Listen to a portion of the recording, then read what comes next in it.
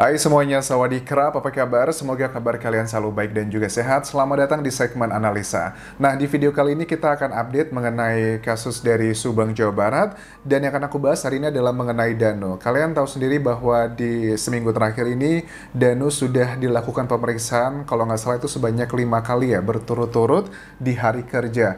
Dan keterangan ini juga sudah dikuatkan oleh tim kuasa hukum Danu yang menyatakan bahwa sebenarnya Danu tuh bisa aja kok minta waktu break gitu sehari 2 hari untuk diberikan jeda, tapi karena Danu ingin segera selesai dan ingin segera cepat semuanya ini, makanya dia bersedia untuk melakukan kayak maraton gitu untuk melakukan BAP atau berita acara pemeriksaan. Salah satu bagian yang menjadi agenda pemeriksaan dari tim kuasa hukum menyatakan bahwa di hari terakhir kalau nggak salah itu diwawancara mengenai backgroundnya Danu. Karena kenapa ini penting untuk dianalisa? Mungkin tim penyidik punya bagian alasan-alasan tertentu yang kita tidak tahu, tapi coba kita analisa dari keterangannya Danu pada saat diwawancara di channelnya Kang Heri Susanto ya. Danu menceritakan tentang background sejarahnya dia. Dan ini juga berhubungan sebenarnya kalau awal-awal kita mengikuti kasus ini kan, Pak Yosep itu pernah melontarkan kata-kata, oh yang memiliki kunci akses ke rumah kedua almarhumah itu bukan cuma dia, tapi juga ada Danu. Dan Danu diklaim dari Pak Yosep adalah anak angkat dari Ibu Ida yang merupakan kakak dari almarhumah Ibu Tuti. Jadi kan dari situ kita mulai muncul ya, kita sudah tahu bahwa oh ini ternyata adalah anak angkat, dan ternyata memang informasi itu ada kaitannya menurut tim kepolisian, dan makanya menjadi salah satu background berita acara pemeriksaannya. Oke, sekarang kita ingin tahu sebenarnya Danu itu mulai gabung ke yayasan ini sejak kapan? Karena kan usia dia masih muda ya, sekitar 21 tahun. Jadi kalau usia kerja kan di Indonesia mungkin ya umumnya adalah 18 atau 19 tahun itu sudah mulai kerja. Ini kapan Danu mulai bergabung ke yayasan dari keluarganya Pak Yosep ini? Awalnya bisa menjadi bagian dari yayasan setelah ya ketika juga sih awalnya Inggris nyuruh udah aja saya kerja sama di sini membantuin juga gitu. Oke, jadi dari sini Danu mengatakan bahwa yang meminta Danu untuk bergabung ke yayasan itu adalah Yoris awalnya untuk membantu semuanya. Oke, sejak kapan itu? Udah berapa lama? Baru aja setahun sih. Oke. Jadi di yayasan Berarti baru setahun ini ya Danu bergabung ke yayasan dan tugasnya sebagai anggota staf ya, membantu banyak hal di sana. Kemudian yang muncul pertanyaan adalah kita tahu kan ya bahwa keterangan dari Ibu Mimin, istri kedua dari Pak Yosep, juga awal-awal yayasan ini berdiri, beliau mengatakan bahwa dulu sempat menjadi anggota bendahara dari yayasan ini, tapi artinya kan kalau kita bandingkan dengan keterangan Danu, ini cukup jauh ya jaraknya, karena pada saat Danu mulai bergabung di yayasan ini sudah diambil pengelolaannya oleh kedua almarhumah, di mana almarhumah Amel ya bertindak sebagai bendahara di situ, dan juga Yoris juga sebagai pembina yayasan atau ketua yayasan. Correct me if I'm wrong, tapi it's not that really fundamental gitu. Lanjut lagi apa yang disampaikan Danu di sini? Kabarnya bukan hanya Danu di sekolah itu ya, ada. Oke. Konteks ini adalah pada saat Danu diminta keluarga dan diwakili oleh Yoris sepertinya yang ngomong bahwa untuk diminta Danu mengawasi lokasi kejadian atau TKP di tanggal 19 Agustus 2021 setelah terjadinya kasus pembunuhan di tanggal 18 Agustus. Teman-teman ada yang tanya sama aku, menurut Anjas gimana? Apakah normal dan juga wajar jika anggota keluarga meminta Danu untuk mengawasi rumah TKP? Menurut aku adalah hal yang wajar dan hal yang normal karena ini adalah kasus pembunuhan. Mungkin tujuan dari keluarga Yoris tidak mau ada orang yang masuk untuk merusak TKP. Walaupun kita sudah ketahui pengambilan sampel sidik jari dan juga barang bukti itu sudah dilakukan di 18 Agustus. Ini sudah dikonfirmasi juga oleh tim kepolisian. Yang pertama adalah dari Ibu Sumarni sendiri, ada wawancaranya di tanggal 18 Agustus di channelnya Kang Heri juga, serta juga keterangan dari Pak Kades ya, yang disampaikan melalui Tribun Network yang menyatakan bahwa di hari kejadian tanggal 18 Agustus tersebut, pada saat tim kepolisian datang sekitar setengah 8-an pagi, itu sudah tidak ada lagi yang bisa masuk ke TKP ataupun juga ke mobil Alphard, sudah disterilisasikan, menunggu sampai tim Inafis datang sekitar jam 10-an pagi. Setelah jam 10-an pagi itu tim Inafis datang, baru deh menunggu semuanya. Pada saat tim Inafis mengambil sidik jari, sampel barang bukti, baru ketahuan ada 2 jenazah di mobil Alphard tersebut. Jadi yang pertama kali menemukan kedua jenazah adalah tim Inafis, bukan orang-orang yang ada di sana begitu. Jadi itu menunjukkan betapa sterilnya saat itu.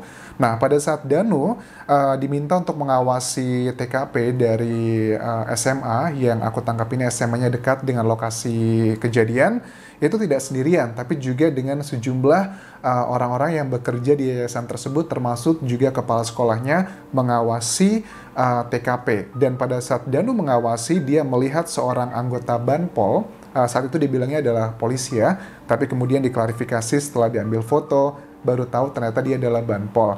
Dan Danu pun mengatakan di wawancara ini dia sudah kenal dengan Banpol tersebut sebenarnya. Artinya kalau sudah kenal kan sudah bertemu beberapa kali, tapi adalah hal yang sangat unik ya. Danu tidak mengetahui ternyata orang tersebut bukan anggota kepolisian, tapi hanya Banpol. Oke, kita simak keterangannya. Ya, kalau yang ada teman-teman itu yang dari yayasan itu termasuk pas sekolah. Oke. Jadi pada saat Danu sudah mengatakan ini di media massa, di YouTube begitu, dan didampingi dengan pengacara, kan Danu nggak sendirian pada saat wawancara ini. Mungkin fungsi dari pengacara ini mengontrol jika ada kata-kata Danu yang melenceng, which is good, itu bagus. Demi tujuannya adalah kita tidak mau membiaskan masalah ini biar cepat selesai, begitu ketahuan siapakah tersangkanya. Dan jika Danu sudah menyebutkan ada orang lain, kepala sekolah, anggota yayasan, artinya kan sudah bisa dikonfirmasi nih, Danu juga nggak mungkin bohong kalau dia itu bohong begitu, karena kan sudah ada orang lain yang melihat juga, bahkan ada fotonya. Dari foto tersebut juga sebenarnya kan kalau diperiksa gitu kan ya, itu kalau kita di properties, kita bisa ngecek kapan fotonya diambil, jamnya kapan, tanggalnya kapan, tuh ada semua pada saat mengambil foto tersebut. Ada salah satu pertanyaan dan juga statement yang ada di Instagramku, di Anjas di Thailand, dia bilang begini, Anjas, bukannya handphonenya Danu itu kan sudah diperiksa, diambil oleh tim kepolisian, bahkan Danu pun sudah sempat diperiksa 3 hari, tidak boleh pulang begitu di Polres setempat, tapi kok tidak ketahuan foto Banpol tersebut? Ya itu kan hanya jejak digital ya, jejak digital tuh tidak ada maknanya kalau tidak ada konteksnya yang tepat. Kenapa ini baru muncul sekarang? Karena Danu mengatakan hal ini sekarang gitu, mengatakan bahwa ada anggota Banpol. Karena kan kalian bilang harusnya kan tim kepolisian sudah tahu kenapa kok Danu mengambil foto anggota yang diduga waktu itu adalah anggota kepolisian, kenapa nggak dibahasnya waktu dulu-dulu gitu, kenapa baru sekarang? Ya sekali lagi itu semua hanyalah jejak digital begitu, kalau nggak ada cerita yang pas ya agak sulit buat dianalisanya. Selanjutnya apa yang disampaikan Danu? Oknum itu kenal sama Danu.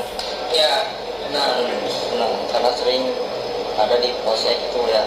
Kalau di polsek itu nggak terlalu lihat gitu. Oke, Danu mengatakan memang kenal dengan orang tersebut, tapi kalau dia bilang sering melihat di polsek, ya dia ada keraguan di sini. Ya, nggak mungkin dia tidak pernah melihat dia di polsek, tapi mungkin penampilannya ya, tipikalnya adalah tipikal polisi, atau sering ngobrol atau gabung sama kepolisian, padahal itu adalah Banpol, atau bantuan polisi, atau sukarelawan yang biasanya membantu tugas kepolisian, baik itu di lalu lintas ataupun juga di tim reserse, bisa juga seperti itu.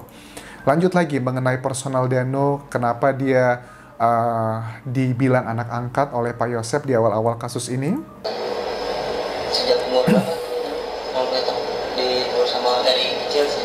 Sejak umur berapa Danu diurus sama Waida, kakak dari almarhumah Ibu Tuti, itu sejak kecil katanya. Mungkin dari bayi. Dari bayi. Dari punya mama.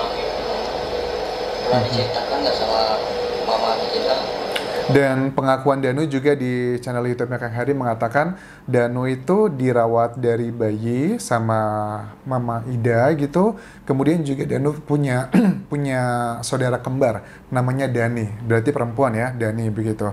Dan terakhir ketemu dengan saudara kembarnya itu sudah lama sekali, waktu mungkin dia masih sekolah tapi sudah masih kecil dan sekarang sudah usia 21 tahunan dan belum ketemu. Oke, jadi itu kurang lebih adalah background-nya, dan kenapa aku membahas ini ya alasannya salah satunya karena background Danu ini juga menjadi salah satu topik ya pada saat dilakukan BAP atau berita acara pemeriksaan di hari terakhir Danu diperiksa begitu. Dan kondisi Danu mengakui bahwa sekarang kondisi badannya sedang tidak enak, wajar sih stres gitu. Tapi aku berharap bahwa seperti keterangan dari Kadif Humas Polda Jawa Barat ya, bahwa jika orang dari saksi yang berubah-ubah itu bukan berarti dia sudah pasti tersangka, bukan berarti dia bohong, tapi mungkin ada beberapa hal yang dia tidak fokus yang makanya harus dilakukan klarifikasi lagi. Kita nantikan kelanjutannya seperti apa. Mudah-mudahan ini terus dikawal oleh teman-teman agar bisa segera ketahuan siapakah pelakunya, karena kan yang menanti keadilan bukan cuman kita, masyarakat umum, bukan cuman keluarga besar, tapi juga adalah kedua almarhumah, almarhumah Ibu Tuti, almarhumah Amel juga pasti menanti keadilan, siapakah orang yang menjadi pelakunya ya. Aku rasa itu yang bisa aku bahas. Terima kasih sudah menonton. Jangan lupa follow Instagramku di Anjas di Thailand karena aku sering live ngebahas kasus Subang di sana. Siapa tahu kalian bisa mendapatkan insight atau juga memberikan aku insight. Dan terakhir, tinggalkan komentar kalian, tinggalkan like dan subscribe channel YouTube ini. Kau pun kerap semuanya. Bye-bye.